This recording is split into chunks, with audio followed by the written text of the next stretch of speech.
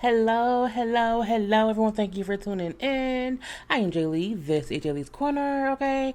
Yep, I have internet service now. I have my Comcast TV, what was it, DVR stuff set up, so I'm back on my computer and everything. Again, I'm still gonna fix the background. It's still bare. I had nothing up on the walls, but we're gonna get it done, okay? So this is a review for Love and Hip Hop Atlanta, season 9, episode 5, okay? But first things first, if you have not done so already, please go number 2, subscribe to my channel, and become a whole JayBird, JayBird, dun dun dun dun dun, and all that goodness and stuff. Center yourself. Okay? Center yourself. I know this is late, but y'all know why, so leave me be. Anyway, let's get straight into it. But if you have not followed me on IG and or Twitter, make sure to follow me at J_Lees_Corner. Okay, I post a lot of stuff on there that's funny, so go follow me. You can also like, comment, and share this video. And all the goodness, and if you don't see my Twitter name or whatever on the screen, make sure to check the description box because it has all the information you may need. Okay, now let's get to this little episode. So we see Rashida and Kirk going out on a little date night. Oh, Kirk said he gonna surprise me. We going out on a little date. Okay, all right, fine. So they went out for a little chicken and waffle. Okay, to commemorate their first date. Now they have been together for 20 years, 7 kids, and they want to leave their kids a legacy, so their kids will not have to struggle as much as they did in their early years. I'm like, does those 7 kids count? A cheating baby? I just wanted the cheating baby was counted in there, but I don't know. Now, currently, as I'm talking to y'all, my neighbor's upstairs. He gotta be wrestling, okay? He has to be up there wrestling or trying out for WWE or for TNT or for the Backyard Boogaloo. I don't know, but it sounds like he's wrestling, okay? Now, maybe he has children. They tap dancing for Jesus. I don't know, okay? But, with me being a kidnapped neighbor, now we got a tap dancing, pro wrestling, trying out neighbor. I'm not sure. Earlier he was a DJ playing all kind of music. He is a character, okay? Hopefully he's packing to move the fuck out. I don't know, but at least right now it's a bit quiet, but I don't care. So tap dancing, wrestling, I don't know. Honey, it's okay. It's because it's so quiet. I don't have anything going, so it makes it louder, but I'm just saying. Anyway, so yeah, back to Kirk and Rashida and, cheating Kirk who ain't cheating no more. Kirk said, he's done a lot to Rashida over the past 20 years. Yeah, he's made a lot of mistakes. He had a whole break baby. No, it wasn't a break baby. He had a married baby, okay? He's a married man who had a baby with somebody besides his wife, okay? So he wants to kind of be a good husband now. Now, Rashida's mainly, accepted him back and forgave him. So, I mean, anything that Kirk done did before, doesn't matter. She's forgiving him. And I'm not, I guess that's good. They want to sit around and smile and be in love now, and they want us to forget that Kirk had a whole married baby on his wife. Now we also see Sierra and Shooter is having a little dinner with their children, their son and their daughter. And Shooter was there with the son and she came with the daughter. The son seems like a character, okay? Because as Mama was talking, he was making all kind of faces like, Mama, you gonna embarrass yourself. Like, this calm down, Mama. This calm down or whatever, okay? Now, she bring up how, since her lawyer got the charges dropped against her, she's no longer mad at Shooter for not coming to testify for her. I'm like, look, I feel like this. She wanted him to testify as if the person he was testifying against wasn't his other baby mama. So if he didn't have issues with you, he would then have issues with her. It's hard. That's a hard decision. Which baby mama do you want issues with? The one who beat up people or the one who gets beat up? I don't want to be at odds with the one who beats up on people, okay? Or who accuses other people of beating them up. I would just want to leave that alone because it can be teen too much. But I digress. So, girl, they gotta be playing, Rush the Wrong Scrabble or something. I don't know. Connect Four with the bodies. Girl. I wish y'all could hear just the wrestling noises that I think is going on upstairs. Anyway, Sierra tells Shooter how the daughter has been skipping school and just not having the best time and not being a good daughter. And she's like, Mama, look, I just don't want to be there. God, I'm like, girl, teenagers. You can't take them out the world. I mean, you could, but you go to jail for it anyway. So see, like I think the kids sometimes, you know what I'm saying, be having issues and they be dealing with us because they think we beefing. They think me and you don't get along, so they just be acting out or whatever. So I think the kids need to see us together more often. You know what I'm saying? I know your daddy would love to be seen more often with me. You know what I'm saying? Maybe in a romantic way, but ain't gonna happen. I'm like, why is you having the conversation of, yeah, your daddy would love to be around me romantically? That is not them kids' business. Okay, I don't think Shooter wants Sierra romantically. I think Sierra's face has changed a lot since they was together. So I think she's a different person. So Shooter has moved on to some regular face people. Anyway, but the son like, mama, no, you doing too much. Calm it down. You're embarrassing yourself. Okay, those was what his facial expressions were giving me. Okay, but I mean, I don't think there's anything wrong with parents wanting to have a united front so that their kids are aware mom and daddy is their team. Even if they're not a couple, they're a team here to protect us. That's a good thing.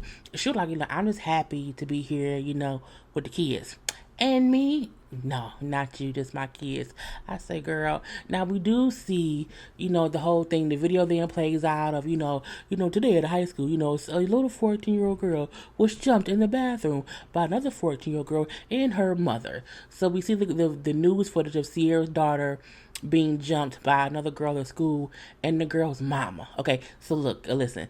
It wasn't Sierra and her daughter jumping the body. Sierra's daughter was jumped at her school by one of her classmates and that classmate's mom. The classmate snuck her mom into the school so that they could fight Sierra's daughter, who's 14. And the other girl's mama, the adult in this situation, thought it was smart to fight a high schooler. Girl, I cannot, okay? So we see that whole thing, and that's kind of the reason why the daughter maybe wasn't having all that good a time in school. Let's move on. Now we do see Jock. Jock is at his hair salon. It's called Upper Echelon Club Salon, girl club something. I don't know, salon something.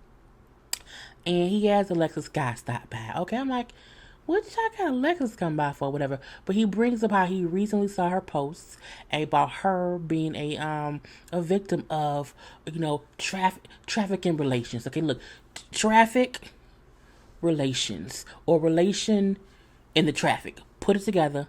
Put it together. Okay, relation. What do you do? Relation. Traffic. Okay, just think about it. Anyway, so she put that up on her social media, whatever, that she was also involved in that. She was a victim of that, and she wants to kind of let people know, that it can happen to anyone, because in Atlanta it seems to be rampant. Everybody was talking about it at one point in time, and she just wants people to know that she was a survivor of it. Now, Jock brings up, because she also brought up how for a long time she was ashamed to talk about it because it happened to her when she was around 15, 16 years old. And, she had been ashamed to speak up about it. But then she's like, you know what?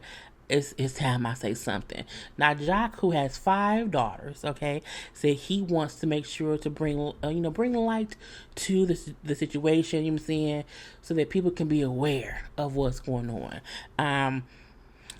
Alexis says it's hard because he's asking her to come to this event and talk, and she said, "Well, I don't see, because so many people, even after my post, was coming to me as if I was clout chasing." I'm like, who can clout chase relation trafficking? Like, how does that even like? How is that clout? I just, girl, the things that people say, and even if she's lying, it's not as if that didn't happen to someone. I don't think you can't be up here clout chasing off trafficking in relations and stuff. I just think that's kind of difficult. But anyway, we do see Jock has the event. He's there, Kendra's there. Even though him and Kendra are still not, happy-go-lucky, because she still wants him to get snipped, and he don't want to get snipped. But I mean, man, look, get snipped. So they both bring up how, the trafficking of the relation and the relation of the trafficking is more than what people think it is. People think, oh, it's about, little females being snatched up in vans. That's like a white van. Like it's more than that. That's, it's other ways that it's happening right in front of our eyes, and no one notices it at all. Okay.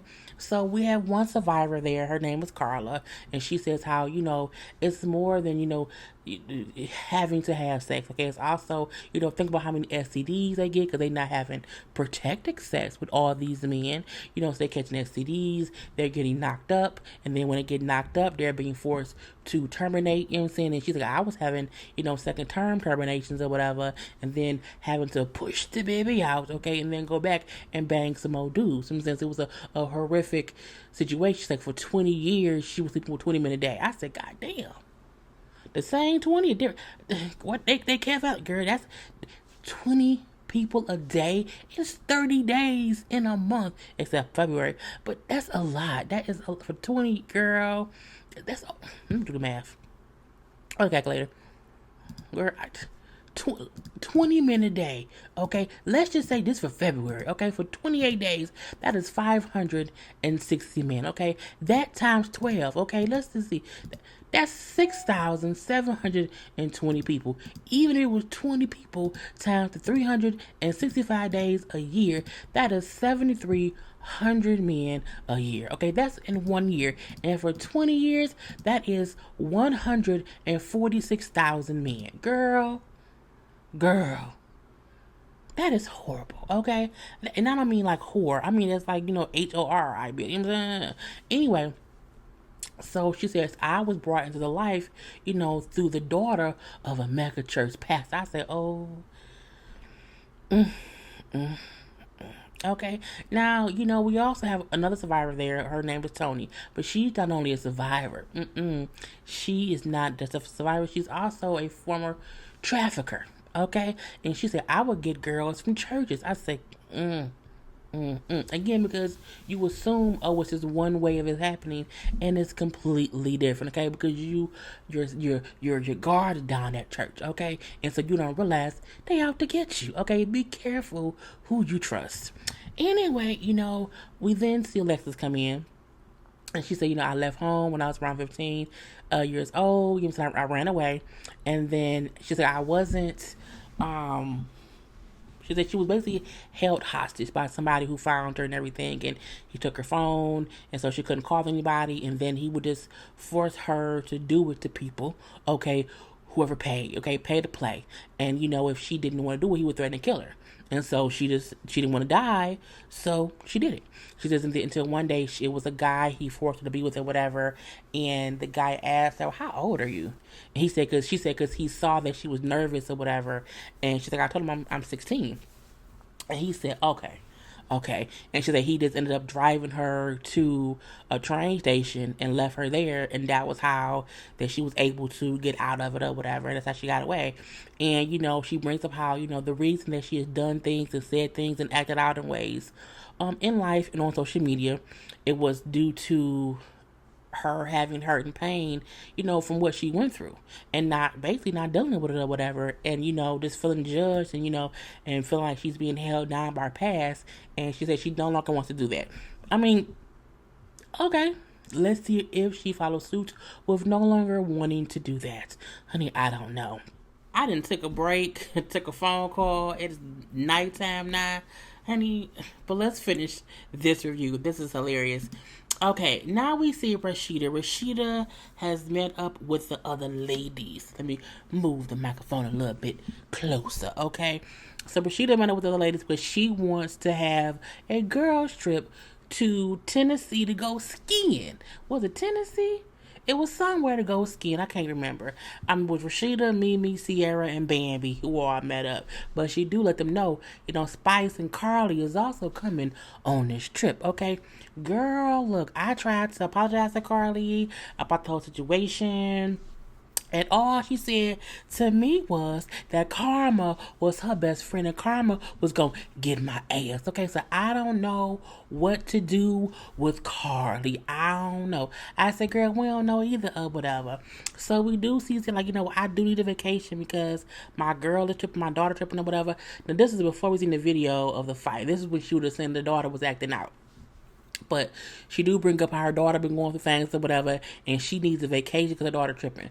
Girl, And then we see Bam, like, I need a vacation too because Mama D is tripping. She made a whole obituary for my mama and it's drama, drama, drama, and I need to go. And I said, well, go ahead, Bambi, go ahead. Now we then see Kirk and Rashida.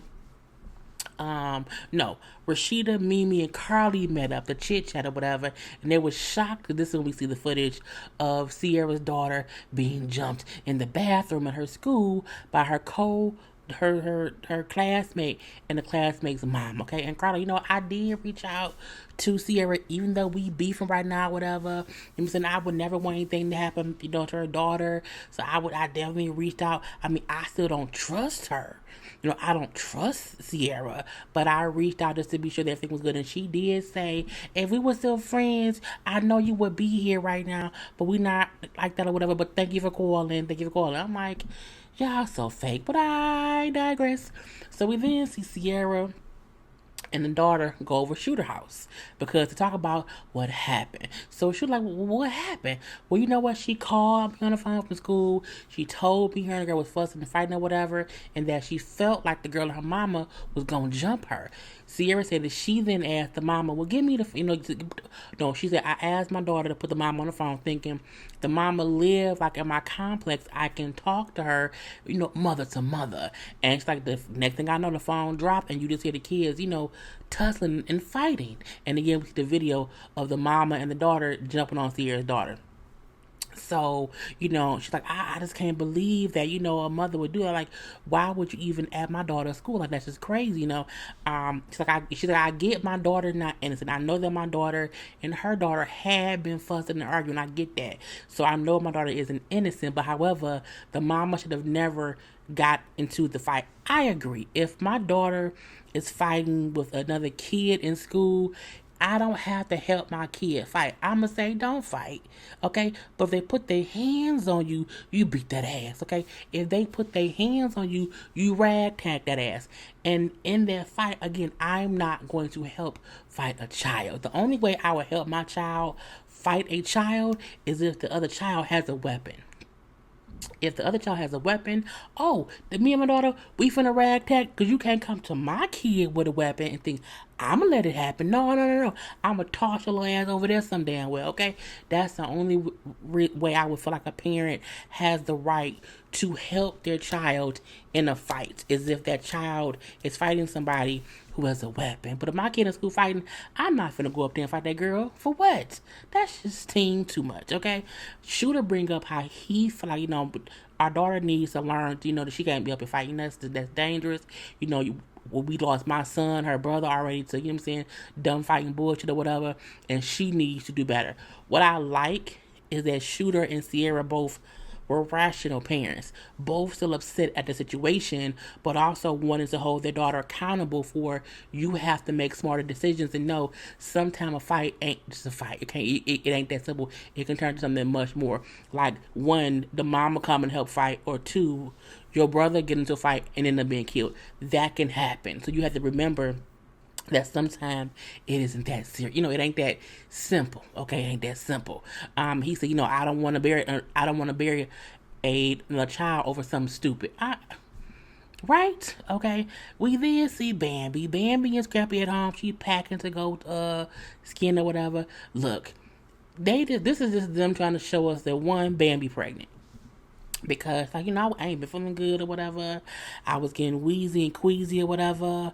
But I don't know, maybe I'm just sick. I'm like, no, you're pregnant. Because we all know that she's pregnant now. We also see her like, well, Scrap, you got to do this and that and this and that with the baby, giving him, clear direction on if he's hungry, if he's thirsty, if he blinks, if he coughs or whatever. He like, look, me and my son is finna have, some man time. We're going to have a good time. And if he cry, we will cry together. I'm like, oh, that's so cute to have that. But we know she knocked up, so it is what it is. Now over at Rashida's house, okay, with her and Kirk. And I will say this, Rashida and Kirk, to me, has the two best confessional looks. This is Rashida's confessional look at home. But we have to also bring up Rashida owns her own, makeup stuff, so she knows whatever. And Kirk, they seem to have the best looks to me. I think the lighting is good, you know what I'm saying? They look nice. They also have a nice home too. But I like both of their looks. He could have turned his Shane around though. His Adam's apple is just too thick. He should wear turtlenecks. Oh my god, it makes my skin crawl. Anyway, over at Kirk and Rashida's, Kirk Jr. has been arrested. Okay, Kirk Jr. was arrested on gun and drug charges. Now, when you hear gun and drug charges, like, oh wow, he was out there, bang, bang, pew, pew, pew, or whatever. Now they say no. Kirk and Rashida say no. It wasn't like that. They making it seem like it was a lie. It was a lie, but it was really a bag of weed and a handgun. I said, well, how big a bag of weed? Because a sandwich bag of weed is a lot of weed, okay? Especially if the sandwich bag is like a gallon Ziploc bag for a big sandwich. You know what I'm saying? But if it's a little itty bitty, little cocaine size bag, that's nothing, okay? But what kind of bag was it? Okay, was it a quart? Was it a gallon? Was it a trash bag from Walmart? I need to know. You can't just say, "Oh, it was a bag of weed," without saying it was a little itty bitty nickel bag, a dime bag, quarter ounce or whatever. What size bag of marijuana was it? We don't know. And what kind of gun? Because a little 22 is different than a 38. Okay, a 38 is different than a hard-off shotgun. A hard-off shotgun is different than the AR-15. What kind of gun was it? Now, if it was a handgun, because a handgun, I believe, is different than any kind of rifle or any kind of automatic weapon. But again, what kind of gun was it? Kirk said the police saw his son had a juvenile record already, okay? And when they said he had a juvenile record, they used that to get him, okay? Because that's what they do. They get you, okay? And, they wrote the charges out to be like, oh, they put an attempt to distribute because he had marijuana. He had a silencer. I mean, did he have a silencer? Did he have, was it that? And he kept saying how they said it was a sawed-off shotgun. But if it was a sawed-off shotgun with a silencer, what was he going to do? Again, how big was the bag of weed? I don't know, okay? But they feel like, the kid is in the trip and the kid want to get out. He can't get bail. He don't know why he can't get bail. Because you got arrested, son. You got arrested. And so they're kind of worried about it or whatever, but they want him to be calm. He needs to center himself. Okay, center himself. But they're like, we're going to get them whatever but now they're stressed out and like you got a whole girl trip and you can't go on a girl trip and leave me here stressed out with my son. And I'm like, first of all, his son is like 30. Okay, he's not 19. He's a full grown man with his own children. His stepmama can go on her work trip. Okay, this let's be clear. This is a work trip for Love and Hip Hop. Why can't she go on her little work trip to make some money to get your ass out of jail?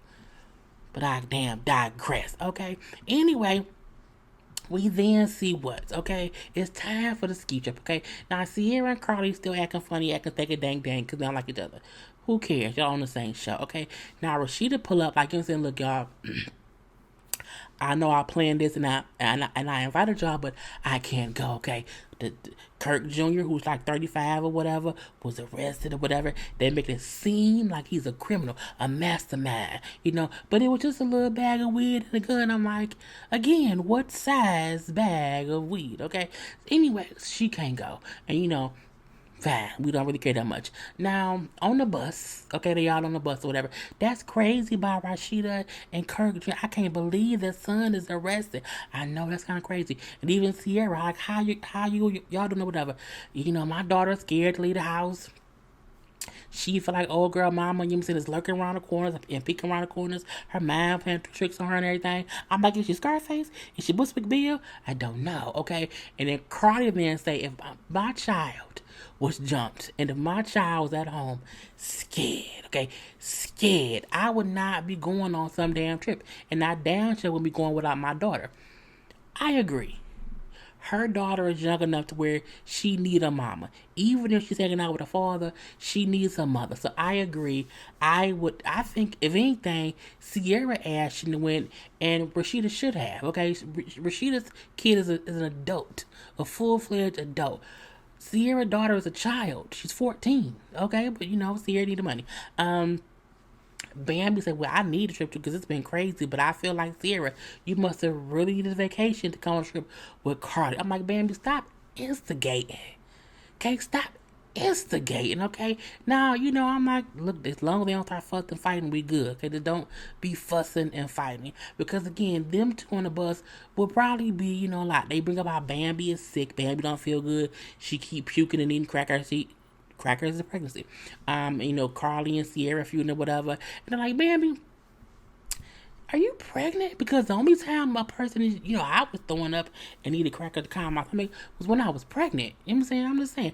They're like, girl, I don't know, I could be. So they didn't say, we're going to all take a pregnancy test to see. Okay, everybody going to take one. This is my thing. I'm not taking a test in conjunction with all you heifers. No. Leave me be. Y'all take the test. Leave me alone, okay? Bambi also bring up how, girl, I can't get pregnant. I'm still breastfeeding. I'm like, what? What? She then said, I can't get pregnant while I'm breastfeeding. I'm like, do you think your titty milk is sperm killer? Like, what did you breastfeed? Do you think breastfeeding suck out sperm? She said it as if her titties getting sucked will stop sperm going over vagina. I'm like, no. Bambi, you stupid.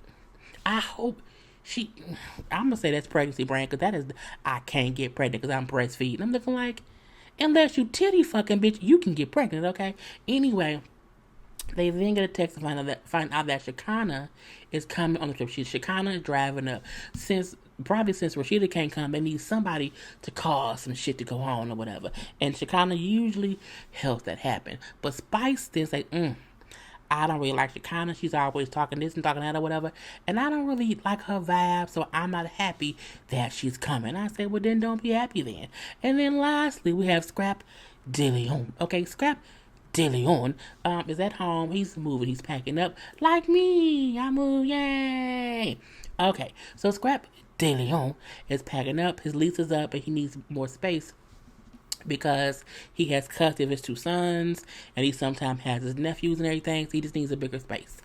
So his sister Cheyenne is over there helping him pack. Now Cheyenne and KK, his mama, is beefing a little bit. He says, as far as he know, it's because Cheyenne had a cell phone plan underneath KK's name or whatever. So KK got AT&T. Cheyenne is on her AT&T plan, and she's supposed to pay her own AT&T bill under KK's plan. For some reason, Cheyenne did not pay the bill, so that got her and Karen beefing. Okay, up with beefing over a phone bill. Y'all too old to be beefing over a phone bill. But I also get, bitch, if that's your bill, pay it. If that's your bill, bitch, pay it. Okay, so he invited the sister over, and of course, he also invited KK. Now, KK come over with a blood pressure machine because she been not feeling too well, and she looks sick. Okay, let's just say that. KK say the issue with her and Cheyenne was not the fact that Cheyenne did not pay the phone bill. It was Cheyenne having an attitude or whatever and being a little bitch about it or whatnot. And we see like a text of them kind of going back and forth. And she's like, I feel like Cheyenne was being rude or whatever, and I don't like it. And she also brings up how, well, Cheyenne, I know you had money to pay your phone bill, but you just didn't pay it to be spiteful. Okay, I know that. You know what I'm saying? You know what? You then said, fuck you, bitch, and that wasn't right. Okay, you was being disrespectful to me. Okay, so that's KK's issue. Whereas Cheyenne is denying calling KK out her name and saying, like, I look at her like my mom or whatever. And KK also says, I treated her as my own since I found out about her. They've only known about this girl for a year, okay? So this is some new shit. Who knows? So, again, Cheyenne said, I never call her name. And KK like, well, I don't care. I don't want an apology if you're not going to admit what you did. But, you know what I'm saying? If you did you tell Scrap DeLeon about Shooter? Scrap was like, tell me what? And then it went off. I'm like, KK a snitch. Girl, a snitch all in these streets, but a snitch nonetheless. Anyway, that was the whole episode. I'll talk to y'all tomorrow or later, because I'm about to do 90 Day Fiancé and Black King Crew. So, yeah. Okay. Peace.